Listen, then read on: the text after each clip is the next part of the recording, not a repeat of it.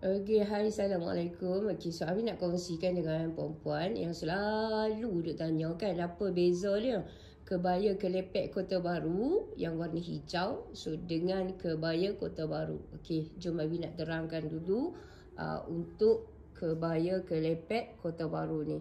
Okay, kebaya kelepek Kota Baru ni, bila kita sebut je kebaya kelepek, okay, so dekat bahagian ni, dia ada kelepek macam ni. Okay. So untuk bahagian belakang ni, collar dia tinggi, sama macam kebaya kelepek biasa.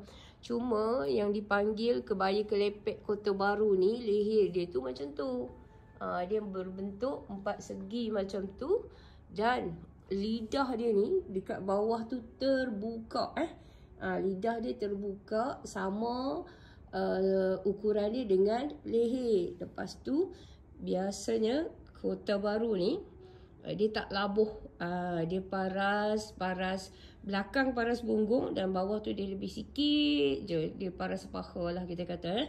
Okay, so faham kan? Yang ni Kota Baru. Okay, jom kita tengok yang 30 ni. 30 ni adalah kebaya Kota Baru, bukan kebaya kelepek tau, tapi yang ni kebaya Kota Baru. Okay, so kita tengok dekat bahagian leher. Sekejap okay, tengok kat bahagian leher macam tu. Lepas tu turun ke bawah. Nampak tak ni? 1 inci sahaja. Okay, 1 inci sahaja. Dan untuk kebaya Kota Baru ni, Abi ubah dia. Abi muslimah kan dia. So nampak tak? Dia paras lutut. Paras lutut ataupun ke bawah. Dan untuk lidah dia tu berbentuk V.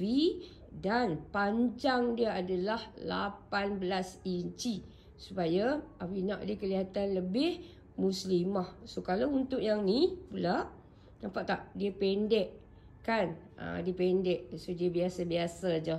Kalau nak muslimah kan, labuhkan lidah tu ke bawah. Okay, tapi kalau labuhkan ke bawah, maksudnya baju tu dia kena labuhkan.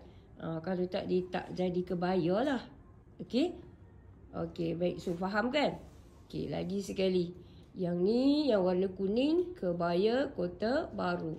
Dan yang warna hijau, kebaya kelepek Kota Baru.